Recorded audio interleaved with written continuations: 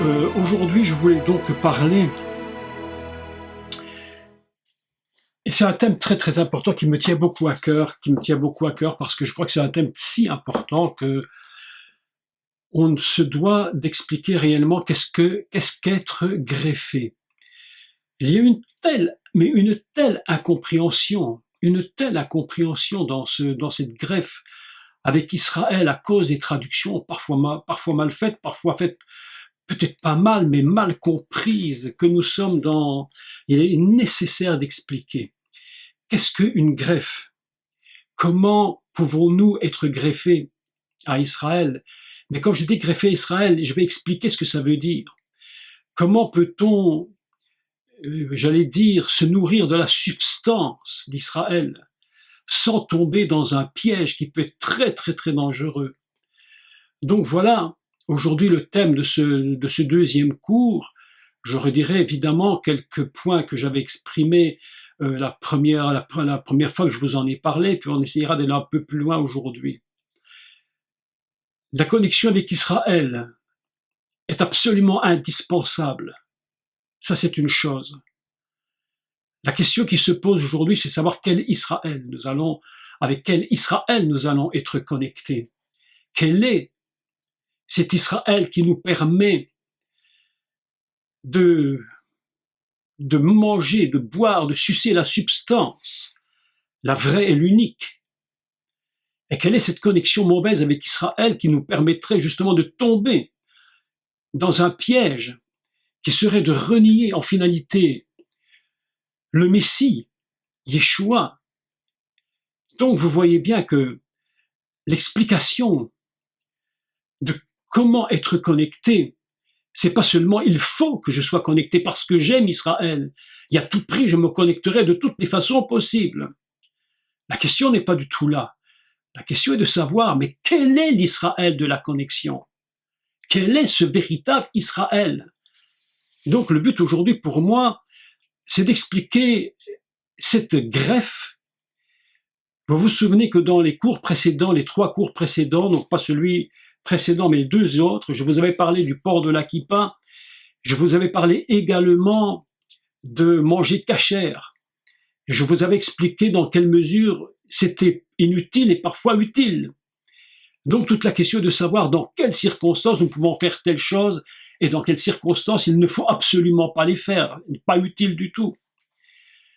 Aujourd'hui, je vais commencer ces cours en expliquant à partir des textes de Torah et des prophètes quel est véritablement cet Israël sur lequel le maître du monde va nous greffer, pour utiliser le mot.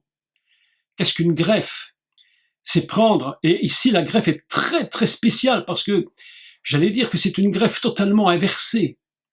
Pourquoi cette greffe est-elle inversée? Tout simplement parce que lorsque vous savez très bien que lorsqu'un arbre est mauvais et qu'on lui ajoute une greffe, c'est pour le rendre bon. Si j'ai un arbre qui ne porte pas de bonnes pommes, je vais greffer un bon pommier, ne fût-ce qu'une toute petite part. Et chose absolument miraculeuse, parce qu'il faut quand même dire, c'est miraculeux. La petite greffe du bon pommier va permettre que tout le pommier devienne bon. C'est absolument fabuleux. Ainsi, ici, nous sommes dans un système qui nous semble être évidemment le contraire. Ce n'est pas parce qu'on va greffer l'Église sur la racine Israël, c'est pas pour ça qu'il se sera bon. Donc on a l'impression qu'il y a quelque chose qui est mauvais, puisque en réalité, l'Église qui elle-même, les non-croyants, les non-juifs qui seront greffés ne vont pas rendre la racine bonne. Puisque c'est un principe contraire, c'est la racine qui va nous prendre et qui va nous transformer et qui va nous donner sa sève pour que nous puissions porter du fruit. Nous ne rendons pas, c'est pas nous qui rendons le Messie parfait, c'est lui qui nous rend parfait. Vous êtes d'accord avec cela? C'est très très important de dire cette première chose. Donc il y a comme une idée inversée dans ce texte. Donc la question est de savoir aujourd'hui, mais comment allons-nous faire pour être greffés et que cette greffe soit elle qui prenne la sève et nous la transporte en nous? C'est cela que Paul explique, que nous sommes sur la racine et que nous puisons notre source de la racine. La question maintenant est très compliquée. Vous allez voir que ce n'est peut-être pas si simple qu'on l'imagine et que ça demande véritablement une explication. Je vais essayer, dans la mesure de mes moyens, et je n'ai pas la prétention, mais aucunement la prétention d'être le meilleur et le plus grand pour expliquer ces choses, parce que vous savez qu'on est dans un système divin, mais d'une complexité parfois qui nous dépasse. Nous touchons à un niveau qui est même très difficile de toucher. J'ai toujours enseigné et j'ai toujours dit, je le dirai 1 million de fois jusqu'à la fin de mes jours sur cette terre, lorsque l'on touche au Messie, lorsque l'on touche à Dieu, il faut être d'une prudence extrême.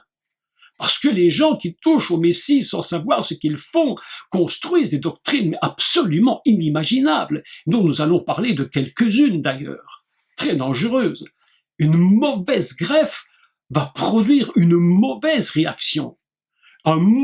Prendre une sève qui est pervertie, mais produira évidemment un fruit perverti, c'est totalement logique. Et comment cette perversion peut-elle se produire? Par des influences. Vous avez remarqué que, mais c'est des exemples, vous voyez, les exemples sont quand même faibles, mais il faut trouver un exemple. Vous prenez un bon arbre, vous prenez un bon arbre, qui lui a puisé sa substance dans le meilleur du meilleur, qui fait que cet arbre est absolument excellent. Mais voilà que quelque chose d'extérieur vient et va produire sur ses branches une maladie. Autrement dit, les fruits qui sont normalement bons deviennent mauvais. Que va-t-on faire si on essaie de greffer sur la mauvaise branche malade une autre branche pour la guérir? Mes amis, mais vous allez prendre la substance de la maladie, c'est absolument évident. C'est absolument évident, il n'y a aucune exception possible. Mon épouse, qui est actuellement, prend quelques cours, mais c'est pour son plaisir, ce n'est que pour son plaisir, on appelle ça, de formation pour être fleuriste. Elle voulait apprendre à faire des bouquets, mais elle se retrouve en 2e année, et dans cette 2e année, ils doivent apprendre à tout prix les maladies des plantes, comment les soigner, etc. C'est assez intéressant, d'ailleurs, je lisais le texte, je trouvais ça surprenant. Bon, c'est pour ceux qui veulent faire le métier de fleuriste et qui ont besoin, ou de jardin, qui ont besoin de connaître, ça c'est important quand même pour eux. Et je me suis rendu compte combien un bon arbre peut être infecté par l'extérieur. Jamais, pas par l'intérieur, et justement pas au niveau d'Israël, parce que la racine, elle est parfaite. Donc, comment puis-je expliquer ce qu'est Israël? Comment fonctionne Israël? Eh bien, mes amis, je vais vous dire quelque chose qui va peut-être vous surprendre. Il fonctionne sur 2 systèmes. Il y a 2 principes Israël qui existent.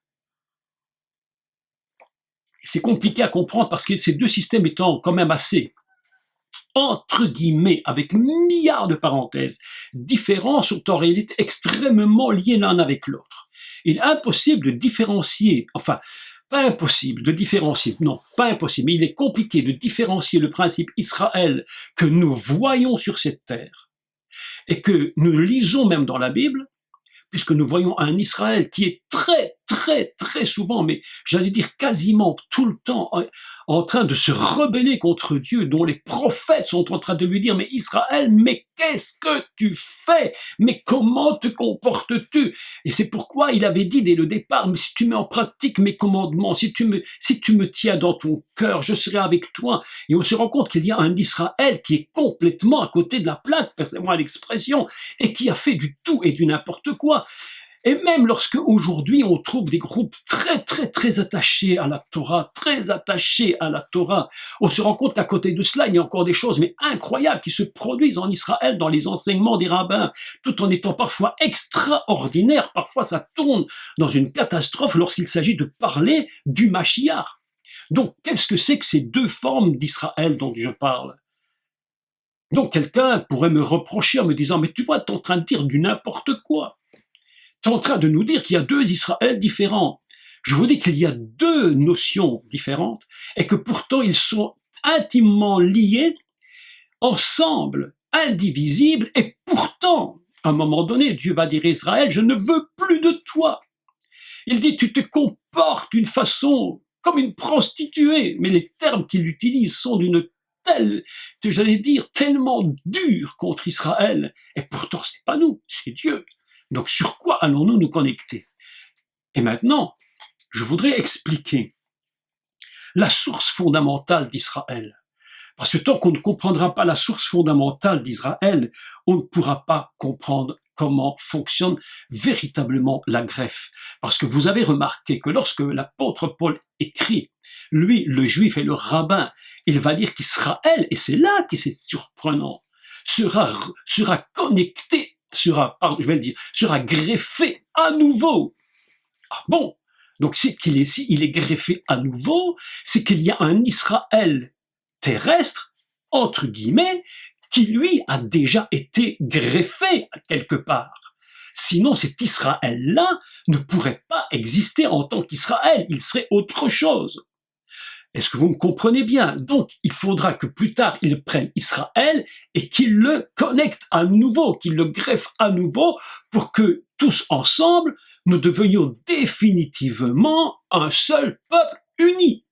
Parce qu'aujourd'hui, il faut bien dire qu'entre Israël et l'Église, mais il y a un monde, on a l'impression que c'est un fossé immense, parce que même le chrétien, entre guillemets, et je vais expliquer les mots chrétiens, parce que pour certains c'est devenu une insulte, je ne sais pas pourquoi d'ailleurs, mais pour certains, et se connectant à Israël, il n'y a quand même pas l'union des deux. Quelque chose fonctionne au niveau du cœur, mais au niveau de la réalité, nous ne trouvons que très rarement, mais c'est très très rare, de trouver des communautés qui peuvent fusionner ensemble. On a l'impression d'être toujours deux peuples séparés, alors que Dieu dit qu'ils ne feront qu'un seul peuple. Et Paul va dire une chose fantastique. Il va dire que la plus grande révélation de tous les temps, mes amis, mais c'est Paul qui parle, c'est pas Jacques Collin. Moi, je ne cite que ce qu'il dit, et il dit la vérité. Il dit qu'il a compris que la plus grande révélation, c'est lorsque les deux ne feront plus qu'un. Aujourd'hui, on a l'impression d'être dans un monde différent, parfois à des extrêmes. Et celui qui veut se connecter dans Israël rejette l'Église rejette Israël ne veut pas des croyants, de tout du moins des messianiques, parce qu'ils disent ils prennent notre Messie, etc. Vous voyez, on est loin de ce que Dieu veut. Donc, parlons maintenant de l'Israël et de sa fonction première, fondamentale, et c'est pourquoi je dois absolument prendre des textes bibliques, des textes de Torah et de prophètes. Et un des premiers textes que nous allons prendre pour réfléchir sur ce qu'est Israël, dans sa marque divine et dans sa fonction divine, nous allons découvrir quelque chose d'absolument surprenant. Nous allons d'abord prendre un texte dans le Jérémie au chapitre 2 et au verset 3. Jérémie chapitre 2 et au verset 3. Je vais essayer d'être le plus clair possible pour vous expliquer que l'Israël fondamental se trouve à un niveau tel qu'il est quasiment humainement impossible de pouvoir percer. On ne peut que le comprendre par la foi et le saisir par l'écrit des prophètes. Que nous dit Jérémie, chapitre 2 au verset 3, je le lis en français, puis quelques mots en hébreu. Il dit, et je prends directement au verset 3. Tout ce qui précède, évidemment, mériterait d'être vraiment expliqué, mais bon, c'est pas le but d'aujourd'hui. Donc, les quelques versets qui précèdent, je ne les prends pas pour l'instant, je prends 3. Écoutez ce qui est écrit. Israël était consacré à l'Éternel. Qu'est-ce qu'il était quand il était consacré totalement à l'Éternel? On parle ici de sainteté, on dit Kodesh Israël, les Adonai. Saint Israël pour l'Éternel. Comment était-il saint pour l'Éternel? Kodesh Israël et Adonai. Réchit Tevuato.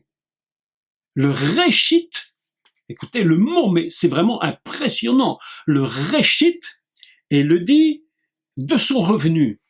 Bon, On est déjà ici dans un texte tout à fait impressionnant qui nous montre que, en fait, Israël fondamental s'appelle le Réchit.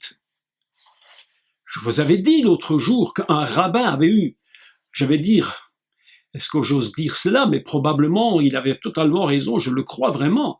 Il avait osé traduire la Torah, le début du livre de Bereshit, chapitre 1, verset 1, pour Israël, où en Israël, le monde a été créé.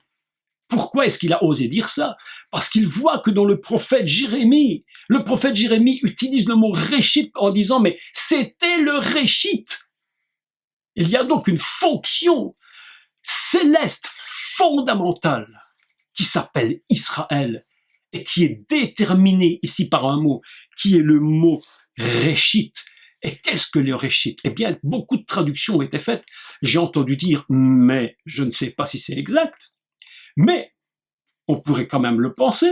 J'ai entendu dire qu'on aurait pu traduire ce mot, mais encore avec 1 milliard de parenthèses, je crois que c'est quelque chose comme 700 fois différent. Tellement le mot Réchit a une force qui détermine la notion fondamentale d'Israël. Et Israël est le commencement du projet divin. Et c'est dans ce projet divin que Dieu va construire son monde, parce qu'il est impossible que le monde fonctionne sans être dans le projet divin qui, lui, est fonctionnellement utile et indispensable par ce qu'il représente, c'est-à-dire la parole du commencement.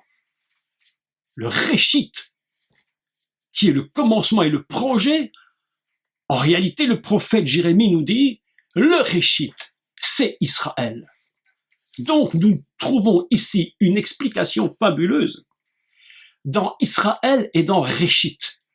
Et je ferai remarquer que si vous écrivez le mot Réchit en hébreu et le mot Israël, vous allez constater qu'à part une lettre de chaque mot, nous trouvons exactement dans Réchit et dans Israël les mêmes lettres hébraïques.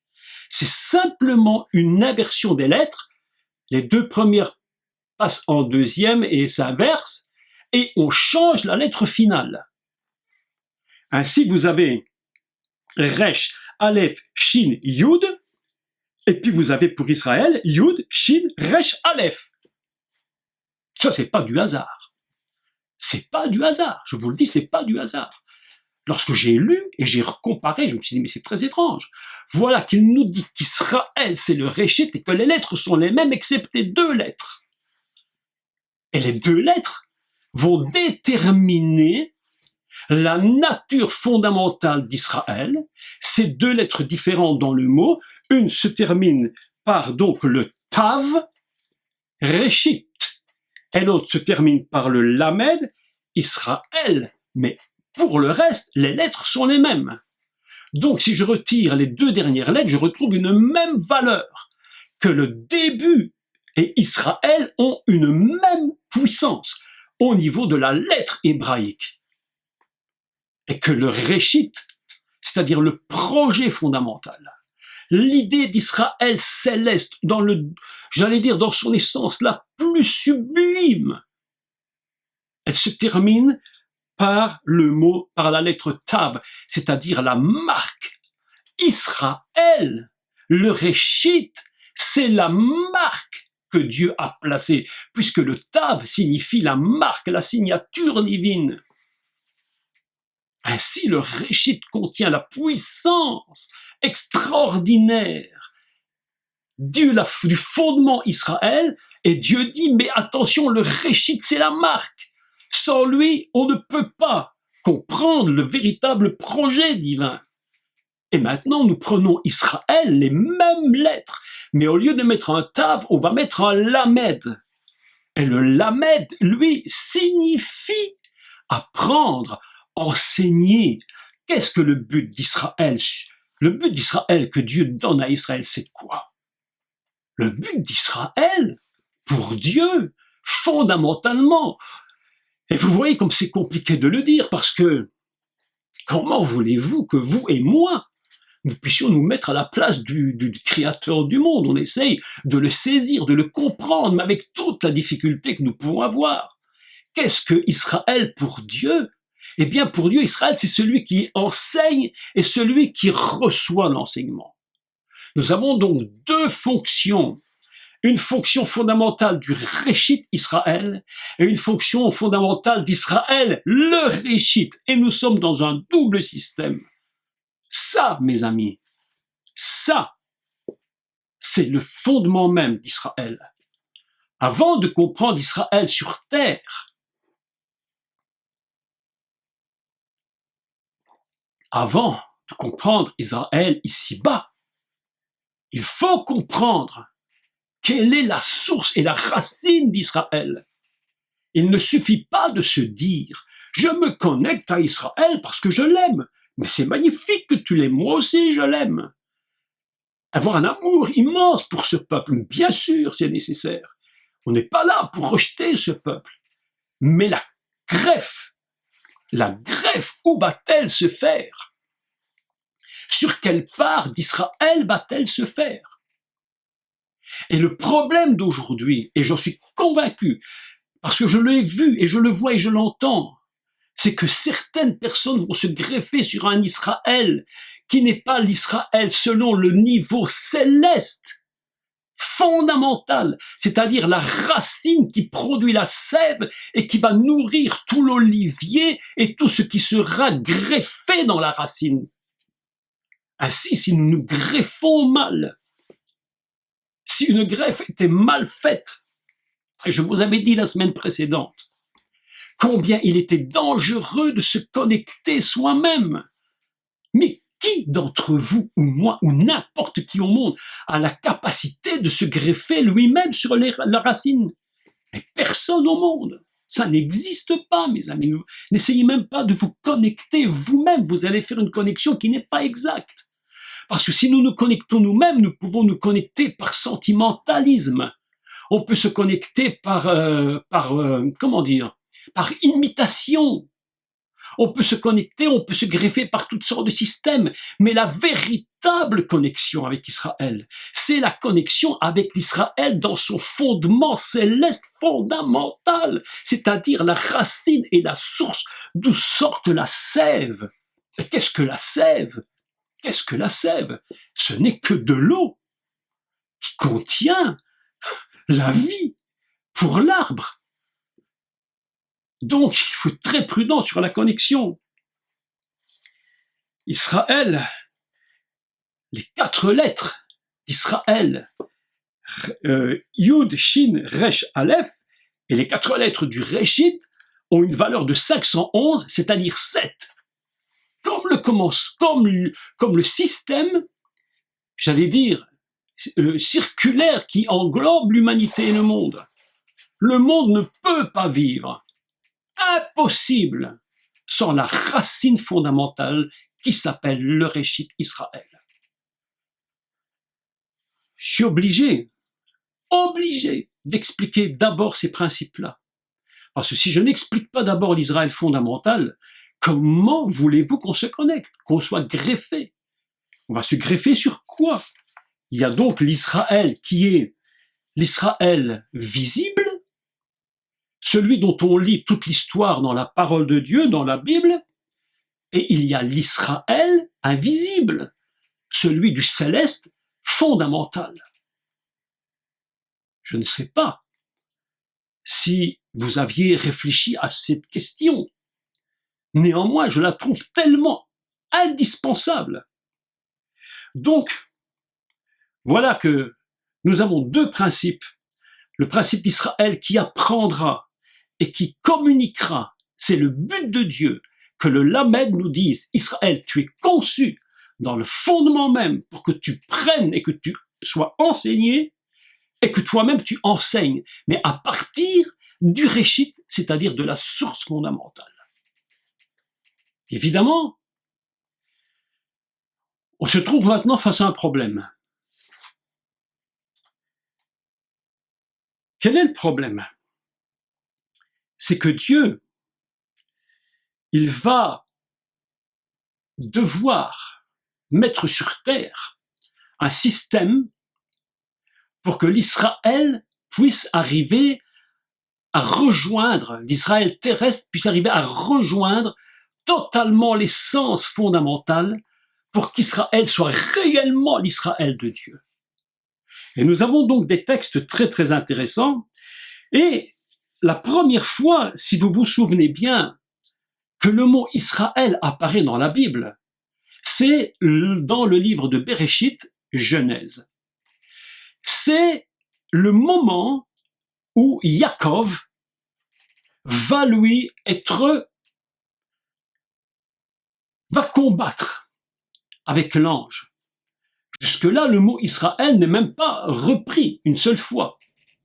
Il y a donc un moment où Yaakov va voir son nom changer.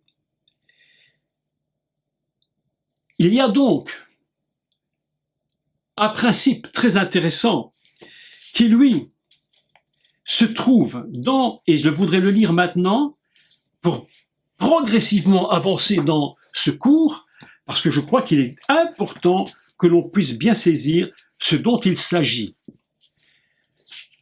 Lorsque je parle de l'Israël d'aujourd'hui, écoutez-moi, parce que je ne voudrais pas qu'on dise le contraire de ce que je dis, et que je l'ai mal exprimé, qu'on se comprenne mal. Je ne jette pas un discrédit sur le peuple d'Israël, visible. Je ne jette pas de discrédit, parce que vous savez, écoutez, soyons honnêtes et francs, de quel droit jetterions-nous un discrédit sur ce peuple?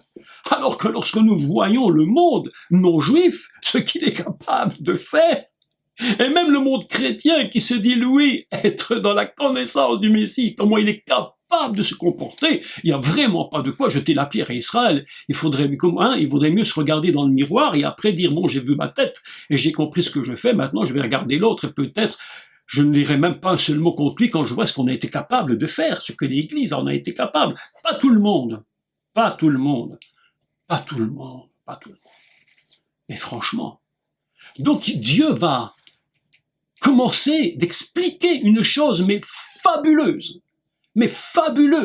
Et il va le faire par l'intermédiaire d'un personnage que lui-même s'est choisi, qui est un personnage absolument extraordinaire, et qu'il va lui-même être celui qui va engendrer le Mashiach, dont il faudra expliquer qui est ce Mashiach et d'où il vient.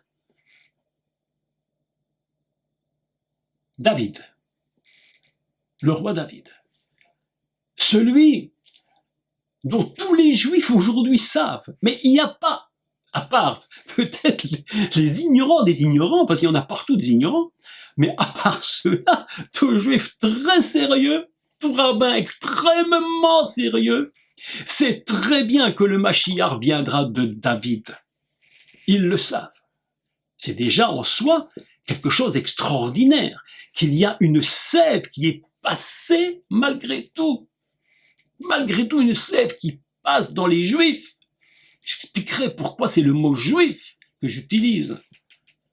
Et qui, eux, vont reconnaître qu'évidemment, c'est David, c'est lui qui engendre le Messie. Et voilà que David va parler. Et il va dire une chose, mais c'est une révélation. Écoutez, une révélation. Je suis obligé de lire maintenant ce texte pour revenir à Yaakov après. Psaume 105.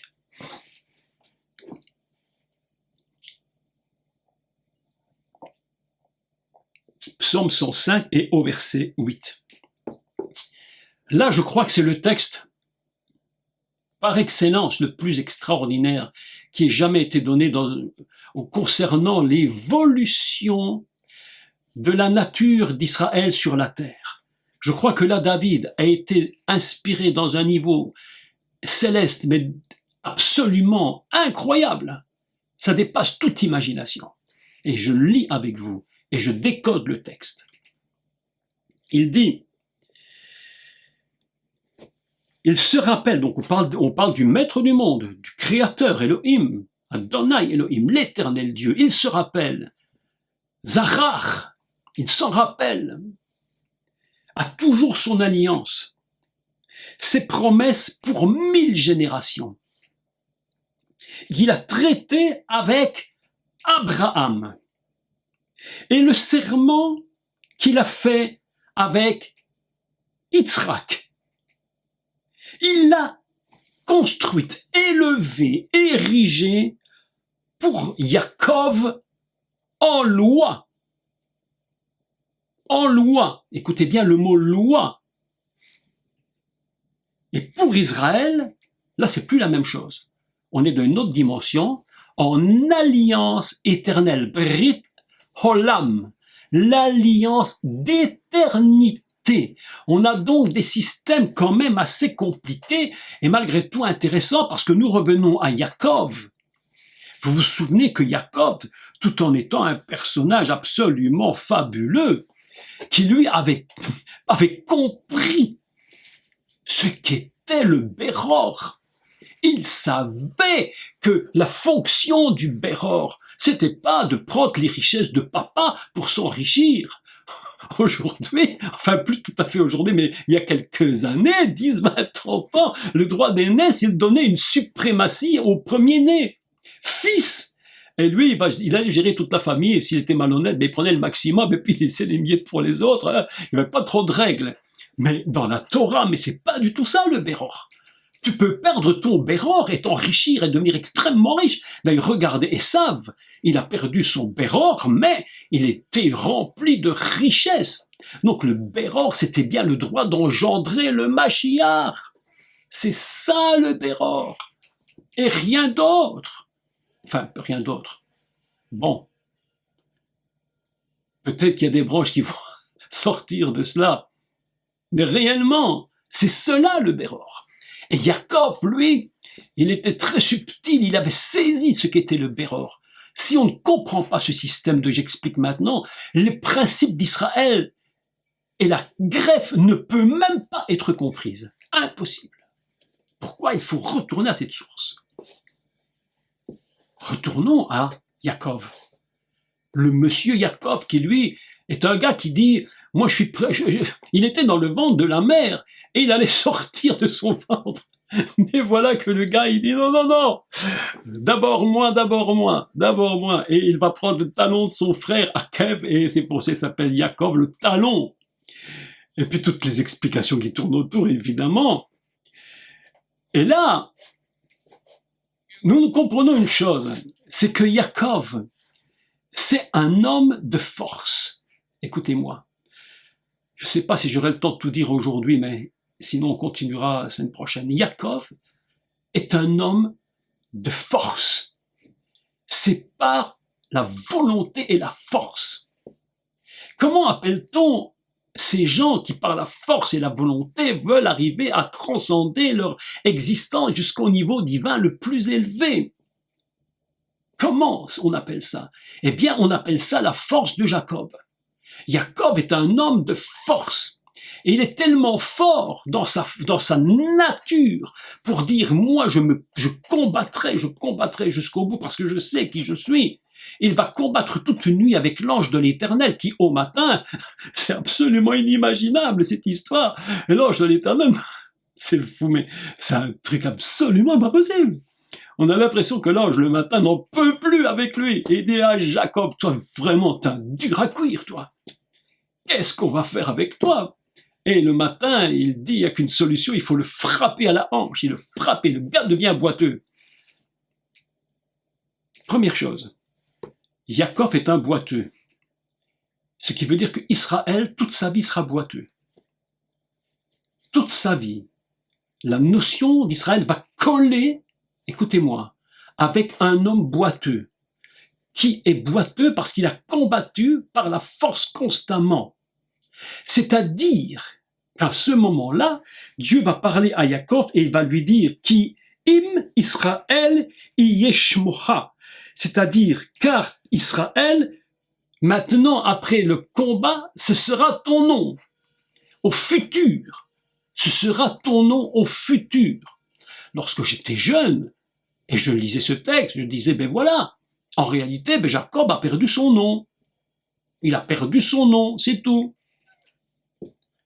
Et puis, il lui en a donné un autre qui, lui, s'appelle Israël.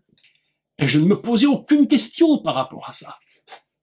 Mais lorsque les temps sont passés, que j'ai réfléchi, j'ai constaté qu'en réalité, il y avait toujours cette notion Israël et Jacob, les enfants d'Israël et la maison de Jacob collés côte à côte. Et dans toute la Torah, dans la Torah, dans les prophètes, et même dans le Tanakh entier, on trouve toujours ces deux collés un à l'autre. L'homme de force est celui dont le but final, c'est d'atteindre le niveau d'Israël. Souvenez-vous de ce que je vous avais enseigné. Lorsque je parlais de Yosef, vous vous souvenez que j'avais dit que lorsque Yaakov apprend que son fils Yosef est vivant, lui qu'il croyait qu'il était mort, vous vous souvenez qu'il arrive près de Yosef, il le prend dans ses bras, et lui dit, Yosef, maintenant, oh, c'est la folie totale, maintenant que je t'ai vu, il dit, je t'ai vu, ah, je peux mourir, ah, mais il est fou. Moi, si j'ai plus vu mon fils pendant 25 ans, je dis, mon fils, on va se faire un bon resto, on va sortir, on va se faire la fête, hein, on va faire une grande fête, t'es vivant. Le père dit, non, moi, je veux mourir, mais maintenant que je t'ai vu, je peux mourir, ah bon? Et je vous avais expliqué que je peux mourir en hébreu était la même valeur numérique que Yaakov. Ce qui veut dire quoi? Ça veut dire qu'à un moment donné, la force de Jacob sera vaincue totalement pour atteindre le niveau Israël. Mais quel niveau Israël, mes amis? Quel est le niveau Israël? C'est le niveau d'Israël dans la connexion céleste. L'Israël fondamental va venir s'unir totalement à ce peuple et il s'appellera réellement maintenant seulement Israël. Et Jacob va disparaître parce qu'on n'en aura plus besoin, il n'y aura plus que Israël seulement. Aujourd'hui, l'Israël que nous voyons, l'Israël que nous lisons dans la Torah, dans les prophètes, c'est un Israël qui vit dans la force de Jacob. Et maintenant, la question se pose. La question se pose maintenant. À quel Israël allons-nous être greffés? Voilà la question.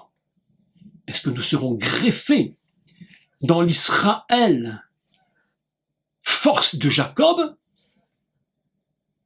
Ou est-ce que nous allons être greffés dans l'Israël déterminé au niveau le plus élevé céleste? Bien que les deux soient liés, à un moment donné où nous apprenons que Dieu a séparé de la racine ce peuple, ah, mais c'est horrible, mais c'est terrifiant. Les racines on n'a plus voulu de cette tribu. Mes amis, et lorsqu'il dit « Car Israël sera ton nom au futur », la phrase qui suit, elle n'est plus au futur. Elle est au vaf conversif. C'est pourquoi il est écrit « Vaikra et shmu Israël ». On n'est plus dans le même système. Vaikra et shmu Israël signifie il a dit, il l'a appelé, mais dans la forme vaf conversif, ce qui veut dire que cette deuxième phrase est en train de nous transporter dans un autre système. Tu seras Israël. Mais son nom, lui, il est Israël au niveau éternité, parce que le vaf conversif lie le futur et le passé et ne font plus qu'une seule éternité. C'est-à-dire que nous avons un Israël très complexe, un Israël qui est à la fois complètement terrestre, avec tous ces égarements et ces échecs. Il y a un Israël complètement fondé sur le divin et le projet unique et fondamental. Et à un moment donné, il faudra que l'Israël quitte sa force de Jacob pour comprendre quelle est la force du fondement fondamental qui se passera uniquement lorsqu'ils rencontreront la racine fondamentale qui, elle, est le Mashiach. Donc, à quel Israël va-t-on se connecter? À quelle force d'Israël va-t-on se connecter? Voilà quelque chose de très, très, très important. Vous voyez que nous sommes dans un système de réflexion vraiment, vraiment indispensable. Parce que si nous ne comprenons pas comment cela fonctionne, nous allons nous mettre dans des greffes absolument dramatiques. Aujourd'hui, je le dis et avec certitude, parce que je l'ai vu et entendu. Ça se constate tout le temps si on est tant soit peu honnête, nous constatons qu'il y a une volonté et en soi formidable, magnifique de retourner à la source. Parce qu'on s'est rendu compte évidemment que beaucoup d'enseignements qui ont été faits sur des bases chrétiennes, avec toutes ces difficultés, ces erreurs. Encore une fois, je vous dis, et je le répète parce que je crois que c'est une vérité qu'il ne faut pas oublier, ne jetons pas le mot chrétien à la poubelle, c'est pas nécessaire. C'est pas nécessaire.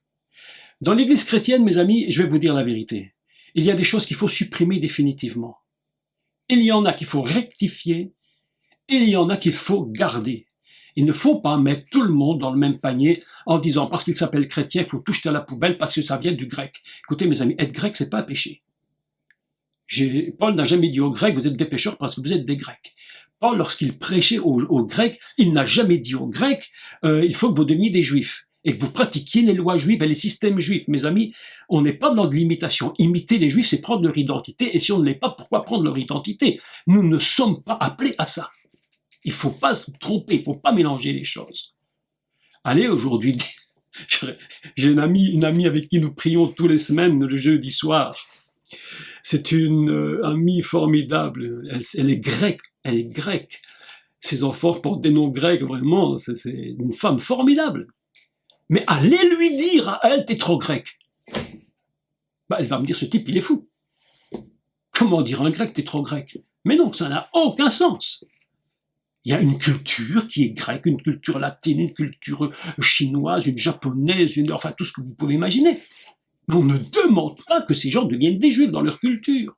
Laissons les choses à leur place. La greffe ne peut pas être faite par imitation. La greffe ne peut pas être faite par un ADN. Même si certains essaient de retrouver des racines juives dans leur ADN, qu'ils en trouvent et qu'ils n'en trouvent pas, mais qu'est-ce que ça change? Mais qu'est-ce que ça change? Rien du tout. Si tu es juif, tu l'es. Si tu as des racines juives, tu les as. Tant mieux pour toi, c'est magnifique. Mais si tu n'as aucune racine juive, mais qu'est-ce que ça change, mes amis? Ça change que si tu ne fais pas attention et que tu te greffes toi-même sur un système, tu finiras par prendre une identité qui n'est pas la tienne. Et ça s'appelle, j'allais dire, quasiment voler l'identité de quelqu'un. Mais non, non. Il faut arrêter. C'est pas ça. Ce n'est pas ça. Donc je reviens à ce que je disais. Greffer où? C'est là la question. Sur quel Israël on veut être greffé? Sur un Israël dont on dit qu'on aime le peuple et qui respecte toutes les mitzvot à n'en plus finir et en en rajoutant même qui ne sont pas écrites, dont Jésus lui-même le reprochait en disant vous avez même rajouté des choses qui n'étaient pas écrites. C'est vrai que Paul dira aux Juifs, mais vous avez quand même un avantage, c'est que vous avez reçu les oracles de Dieu. C'est quand même vous qui les avez reçus, c'est pourquoi Dieu vous aime. Et puis il ne peut pas vous laisser partir, parce que fondamentalement vous êtes céleste, même si quelque chose a été raté ici-bas. Mais voilà que beaucoup de gens aujourd'hui se connectent, se greffent sur un Israël qui n'est pas la source fondamentale. Ils se greffent sur des imitations, ils se greffent sur des ADN à tout prix, ils se greffent sur des traditions, ils se greffent sur un système dans lequel ils sont en train de se placer. Mais lorsque tu suces cette racine-là, lorsque tu suces ce système-là, Israël qui a été mis à côté pour un temps, mais mes amis, tu ne peux te nourrir que de ça, tu ne peux vivre que de ça, et tu ne peux porter que ces fruits-là. Je suis horriblement choqué dans des choses que j'ai entendues, mes amis, mais je suis choqué. Aussi bien du côté chrétien vers les juifs qui n'en veulent pas, que des gens qui se disent messianiques et qui rejettent tous les chrétiens, mais je suis choqué, je vous dis la vérité. Moi, aujourd'hui, à 66 ans, il faut que je vous le dise, 66 ans, demain, le 2 décembre, ok.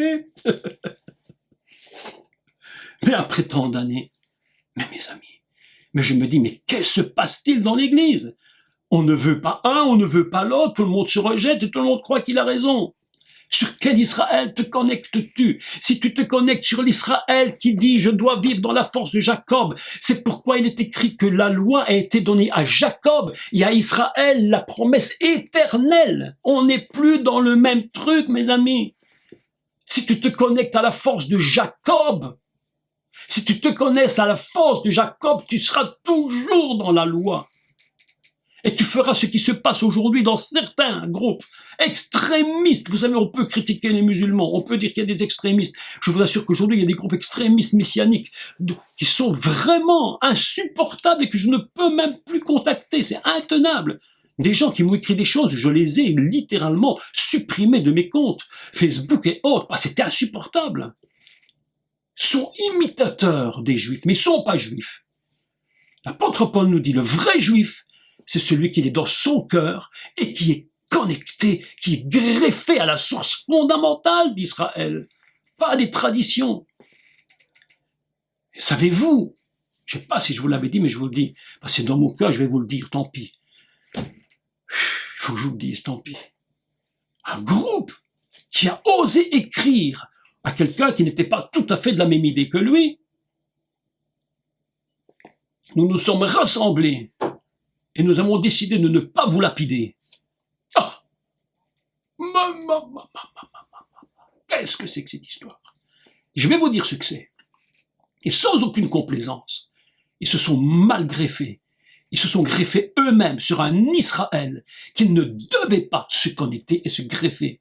Quand tu te greffes toi-même par sentimentalisme extrémiste, voilà dans quoi tu tombes, ce genre de choses-là. C'est pourquoi aujourd'hui on rencontre des groupes messianiques qui veulent retourner dans la loi de Moïse, qui disent il faut faire toutes les lois de Moïse. Mais mes amis, l'apôtre Paul le dit clairement, celui qui se remet sous la loi, il est déchu de la grâce, parce qu'on n'est plus dans le même système. La connexion, la greffe sur Israël, mais où être connecté avec l'Israël que Dieu veut? C'est là-haut, mes amis, dans l'Israël qui est la racine. C'est pourquoi Paul va dire, nous sommes mis dans la racine. Il faut que je continue, même si ça prend pas plus d'une heure. Je ne sais pas si ça vous dérange de rester un peu plus longtemps, mais je voudrais terminer aujourd'hui. Même si ça nous prend 1h15, 1h20, tant pis, restons ensemble si vous le voulez bien. D'accord? Écoutez, Israël a été mis de côté pour un temps, évidemment. Pour un temps. Il y a des Juifs qui sont perdus pour toujours, ils sont morts, ils n'ont rien voulu entendre, c'est terminé. Mais l'Israël que Dieu voit, l'Israël que Dieu veut, il a ses yeux sur lui. Il a ses yeux sur lui. Le maître du monde regarde son Israël. Il veut de lui. Il veut qu'il soit sauvé. Son Israël. Et voilà que les tribus ont été rejetées. Pour un temps. Il va les ramener. Et que va-t-il faire, mes amis? Il va, la Paul dit cette phrase, mais fabuleuse. Il va les regreffer. Ah bon? Il va les regreffer?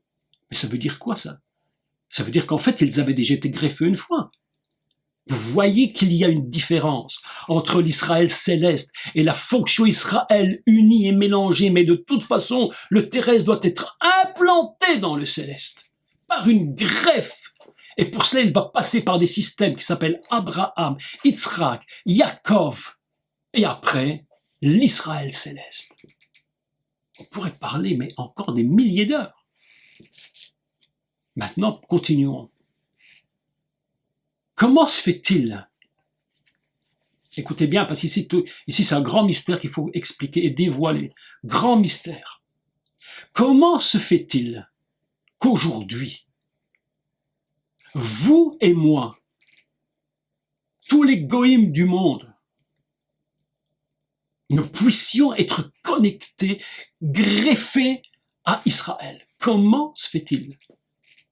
Puisque la Torah, puisque la Bible nous dit que Dieu les a rejetés pour un temps. S'ils sont rejetés, ils sont rejetés. Pourquoi se connecter avec eux? Ils sont rejetés. Connectons-nous à la bonne source, pas à la mauvaise. Pourquoi sommes-nous là? Puisque de toute façon, si tu es là et si je suis là, c'est parce qu'un jour Israël était là. Et qu'un jour, il m'a parlé à travers Israël, qui le maître du monde, qui m'a révélé son Messie. À travers qui? Mais à travers Israël, de toute évidence. Alors comment tu me dis qu'il était rejeté, que maintenant tu me dis que c'est grâce à lui? Vous voyez que c'est compliqué. Expliquons-le. D'accord? Comment sommes-nous connectés? Par un peuple qui, lui, bien que tout soit catastrophique, ou la grande partie soit catastrophique, qu'il ait perdu son temple, qu'il ait exilé 4 fois à cause de son péché, enfin tout, il reste une part avec laquelle nous allons pouvoir connaître qui est Israël. Comment s'appelle cette part? Et là, il y a un secret de la lettre hébraïque qu'il faut découvrir, et je vais vous l'expliquer. Cette part, elle s'appelle le juif, qui lui-même vient d'un mot hébreu Yuda. Et Yuda, mes amis, c'est la seule tribu d'Israël. Écoutez-moi, je le dis. Écoutez bien. Yuda, tribu de Juda, qui produira les Juifs, c'est la seule tribu d'Israël qui contient toutes les lettres du nom divin dans l'ordre. Yud, He, Vav, He, mais on lui rajoute une lettre. Quelle est cette lettre qu'on lui rajoute? Le Dalet, pour former un nouveau mot qui est Yuda. Autrement dit, le Mashiach vient d'où? Il vient de la tribu de Yuda. Mais qui est le Mashiach? Comment rentrer dans l'essence fondamentale d'Israël? Mais par le Dalet. Parce que Dalet en hébreu signifie une porte. Autrement dit, à travers Yuda, Dieu est en train de dire, j'ai pris mon essence fondamentale, qui est l'Israël fondamental que je reconnais, j'y mets celui qui est une porte. Et Yeshua dira, Ani derech, je suis la porte. Je suis la porte. C'est ainsi que la connexion peut se faire malgré tout par Israël. Il faut être prudent dans les greffes, mes amis. Soyez prudents dans les greffes. Je vous le dis, je vous préviens. Soyez extrêmement prudents dans les greffes. Parce que si vous n'êtes pas prudent dans la greffe et que vous essayez de vous greffer vous-même, vous êtes fini. Vous allez tomber dans un drame épouvantable. Le drame de ces églises qui aujourd'hui, et je vous dis qu'il y en a, j'ai entendu le nom, même ça m'échappe aujourd'hui la quantité, mais j'ai entendu qu'il y a des églises qui étaient connectées par le Messie, avec tout ce qu'elles sont de bien, de ratage, de succès, de tout ce qu'on peut imaginer de bon. C'est l'église, elle est comme ça, même les synagogues et tout ce que vous voulez, il y a des gens dedans qui sont formidables, d'autres moins formidables, il y a des bagarres partout et des incompréhensions partout, des gens qui s'aiment, des gens qui s'aiment pas, c'est comme ça partout, ne vous dites pas parce que je vais à la synagogue, il n'y aura plus de problème, vous vous trompez complètement. L'autre jour, j'assistais à une conférence d'un rabbin et il a dit, si vous voulez savoir les problèmes d'Israël, vous avez qu'à aller en Israël habiter, vous allez voir comment sont les gens. Alors vous savez, vous faites pas d'illusions, c'est le même partout. Mais mes amis, voilà ce que je voulais dire aujourd'hui, c'est ceci, c'est que cette connexion doit être prudente. Et je vais vous dire, il n'y a personne au monde, ni vous, pas même moi ici, je le dis, je n'ai aucun moyen de vous greffer. Il est le seul qui peut nous greffer. C'est le maître du monde. À travers cette tribu de Juda, les Juifs, parce que Dieu a dit cette tribu-là, c'est celle dont sort le Messie. Et il faut entendre dans Juda, il faut écouter le nom divin auquel s'est adjoint le Mashiach Dalet. C'est pourquoi nous sommes là. Voilà une connexion. La connexion, c'est qui, Dalet? Le Mashiach. Et maintenant,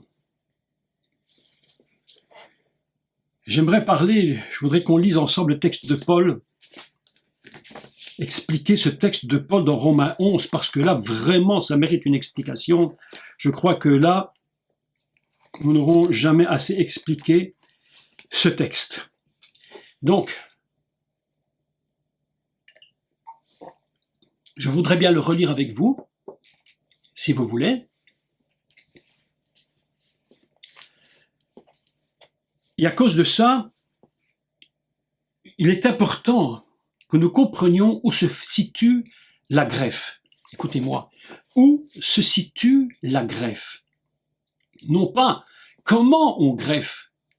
Écoutez, greffer, si vous êtes un peu doué, tout jardinier un peu doué, qui a pris le minimum, n'est-ce pas, va greffer. C'est possible. Mais écoutez bien ceci, ce texte-ci est très, très particulier. Vous voulez bien qu'on le relise ensemble? C'est possible? J'aimerais qu'on le relise peut-être tout le texte. Et puis je vais commenter un extrait du texte, parce que ça demande de l'explication. C'est très très important. Donc, Romains 11 et au verset 11. Et je vais le relire. Je sais que je l'avais déjà lu, mais on va le relire et je voudrais expliquer une incompréhension du texte à cause d'un français. Écoutez-moi, je vais un peu défendre Louis II, mais parce que il faut être clair. Le français, comme toutes les langues, je suppose, elle a parfois une façon de traduire, une façon d'exprimer quelque chose, je vais dire, qui peut avoir deux sens. Dans le même texte, les mêmes mots peuvent vouloir dire deux choses complètement différentes. D'accord? Donc, évidemment que le texte ici dans Romains 11 a souvent été compris d'une façon extrêmement mauvaise, dans un mauvais sens. Mais d'un autre côté, si c'est bien lu, on peut comprendre ce qu'il dit. J'ai lu ce matin plusieurs traductions de la Bible, des très vieilles traductions que j'ai ici à la maison, dans ma bibliothèque que vous voyez derrière moi, des vieilles traductions du XVIIIe siècle, et vraiment des vieilles traductions où il y a des choses très intéressantes qui apparaissent. Comme quoi les traductions d'autrefois n'étaient pas systématiquement mauvaises. Je commence la lecture. Je dis donc, 11-11. Quand on y va, on lit ensemble. Hein. Donc je lis ça en français, d'accord? Puis j'explique. Donc je dis donc, est-ce pour tomber qu'ils ont bronché, loin de là, mais par leur chute, on parle d'Israël, des tribus, le salut est devenu accessible aux païens, afin qu'ils soient excités à la jalousie. Or, si le chute a été la richesse du monde et leur amoindrissement la richesse des païens, des goïms, combien en sera-t-il plus ainsi quand ils se convertiront tous? Je vous le dis à vous, non-juifs, en tant qu'apôtre des non-juifs, je glorifie mon ministère. Bien. Afin que, s'il est possible, d'exciter la jalousie de ceux de ma race et d'en sauver quelques-uns. Car si leur mise à l'écart a été la réconciliation du monde, que sera leur réintégration, sinon le passage de la mort à la vie? Ce texte-là mériterait des heures et des heures d'enseignement. C'est un texte qui est absolument fabuleux. Et je continue.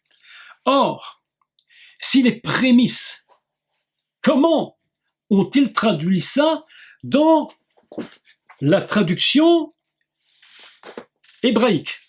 Or, si le réchit, déjà intéressant le mot, si le réchit est saint, la masse l'est aussi. C'est bien ce qu'on dit. Il y a donc un réchit fondamental qui est Israël fondamental et qui dit, si ce réchit il est saint, évidemment, tout ce qui doit sortir de lui devra être saint et le sera. Si le réchit est saint, l'ensemble l'est aussi. Si le shoresh est saint, les branches le sont aussi. En hébreu, on dit les bois le sont aussi. Lorsqu'on parle de shoresh, il faut déjà faire l'explication du mot racine. Le shoresh est un mot qui signifie déraciner, et qui signifie également enraciner. C'est un mot qui a les deux sens. Je déracine pour m'enraciner. Et c'est pourquoi nous avons beaucoup d'intérêt à étudier la Torah, pour déraciner le texte, pour l'enraciner de nouveau dans la fonction fondamentale messianique. D'accord? Voilà. Et je continue. Mais si quelques branches, je lis en français, hein, quelques-unes des branches ont été retranchées, et si toi, qui étais un olivier sauvage, tu as été greffé à leur place. Il faut comprendre maintenant ce mot à leur place. Parce qu'évidemment, je me suis dit, il faut quand même comprendre ce que ça veut dire. Le mot greffé à leur place, en français, on peut le lire de deux façons. Oui, de deux façons. À leur place, c'est-à-dire en remplacement de, ou à leur place, dans le lieu de. D'ailleurs, les anciennes traductions de la Bible en français à ce verset-là ne traduisent pas à leur place, mais traduisent en, verbe de lieu, en leur place. C'est-à-dire qu'ils ne sont pas dans la notion de remplacement, mais dans la notion d'un endroit où ils vont se connecter, se greffer. On n'est plus du tout dans le même système. Donc en français, cette phrase peut être lue de deux manières. À leur place, c'est-à-dire on va les remplacer, ou à leur place, en leur lieu. Évidemment que les 99,99,999% des gens ont lu en remplacement de. Parce que le français est très ambigu dans ce système. Je me suis dit, mais que disent les autres traductions?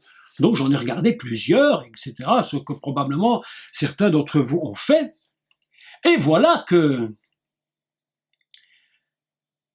j'ai relu la traduction hébraïque. Et la traduction hébraïque dit Bimkomam. Bimkomam, qu'est-ce que ça veut dire? Nous trouvons la racine de ce mot. Bimkomam, c'est le makom. Et qu'est-ce que c'est le makom? Le makom, c'est un lieu. C'est un endroit selon qu'il est écrit makom echad dans le livre de Bereshit. Lorsqu'on parle que les eaux, ikavu amayim makom echad, que les eaux se rassemblent dans un lieu un. Donc le makom, c'est un lieu, un endroit où nous allons être. Bimakomam, avec le bet devant le mot makom, lui signifie dans le lieu. C'est-à-dire que la traduction hébraïque dit qu'ils ont été traduits dans un lieu et que le makom, comme nous le dit Daniel et Véronique, c'est très important, le makom c'est un des noms de Dieu, que les eaux espèrent dans un lieu un, dans le nom de Dieu unique. Mais écoutez mes amis, mais là on n'est plus du tout dans le même système. C'est-à-dire que nous ne remplaçons pas, nous ne sommes pas à la place d'eux, dans le sens de en remplacement, mais dans un endroit en le lieu de la connexion. Et où est le lieu de la connexion fondamentale? Où est le lieu de la greffe, mes amis? C'est dans le makom, c'est-à-dire dans le lieu, dans le bim komam, dans le lieu où se trouve la racine. C'est là que se trouve la véritable greffe.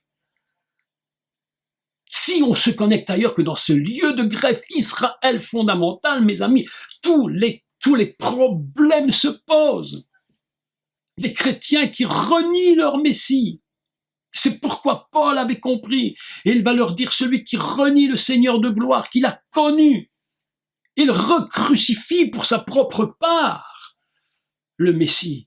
Il n'y a plus de salut pour lui, il n'y a plus de pardon. Pourquoi? Parce qu'il est renié, mes amis. Une connexion ratée, une greffe ratée, mes amis, je le dis avec fermeté, conduit à renier le Mashiach lui-même. C'est pourquoi, si vous me dites, il faut se connecter Israël, tu dois mettre ton talit pour prier, tu dois mettre ceci, tu dois habiller comme ça. Mais bientôt demain, je vais me promener dans la rue avec un chapeau noir, une grande barbe, avec mes tzitzit, avec tous mes affaires et tout, en disant je suis juif. Mais mes amis, mais c'est pas ça, ce n'est pas ça. Ça, c'est de l'amour pour Israël qui en soi, c'est bien d'aimer Israël, il faut l'aimer et reconnaître ce qu'il est et prier pour qu'il connaisse son Messie.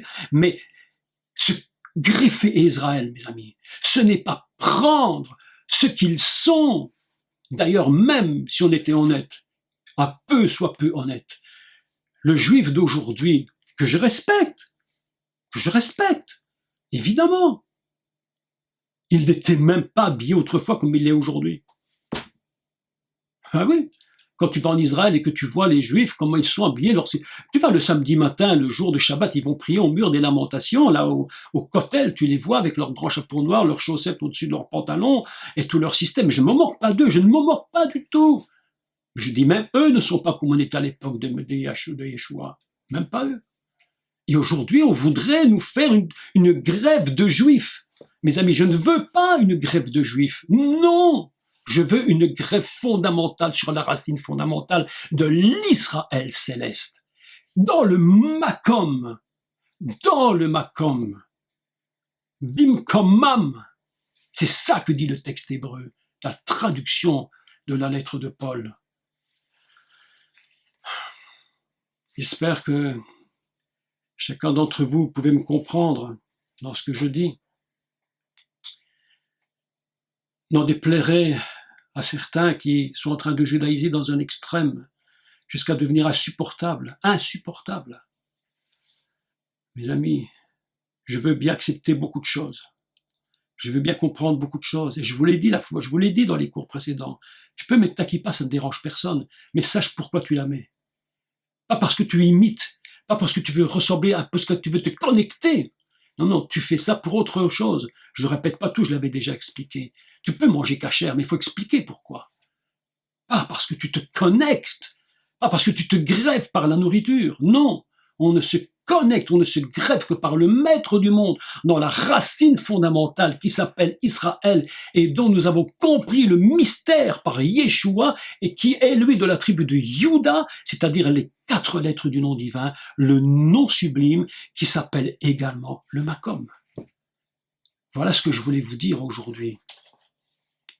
Je sais que c'est des cours vraiment, pour certains, qui vont être dérangés en se disant « mais qu'est-ce qu'il nous raconte là ?»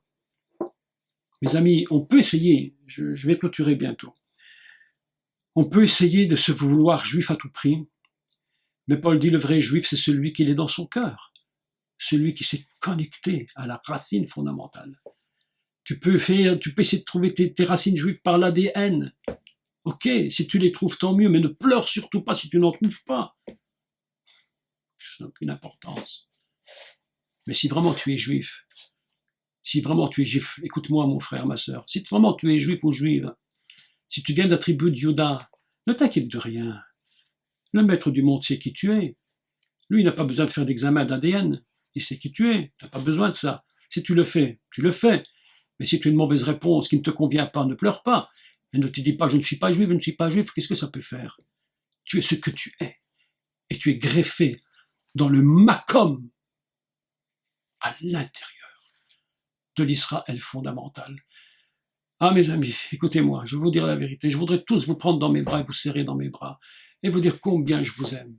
Mais je voudrais vous dire et chuchoter à votre oreille, fais attention mon frère, fais attention ma sœur, ne te connecte pas n'importe comment, ne te greffe pas toi-même n'importe où, fais attention, ne te greffe pas à l'Israël rebelle, ne te greffe pas à l'Israël dans la loi, ne te greffe pas à l'Israël dans les mitzvot, ne te greffe pas à l'Israël dans l'ADN, ne te greffe pas à cet Israël-là, c'est pas ça que Dieu te demande. Dieu te dit greffe-toi dans mon Israël, celui à qui j'ai dit à Yaakov, Yaakov, tu peux mourir maintenant parce qu'Israël vivra. C'est ça, mes amis, la vérité. C'est ça, la seule et vraie vérité dans la greffe avec notre Seigneur Yeshua que nous aimons de tout notre cœur. Lui qui nous a permis d'être greffés en lui, dans sa racine. Vous comprenez ce que Yeshua dit?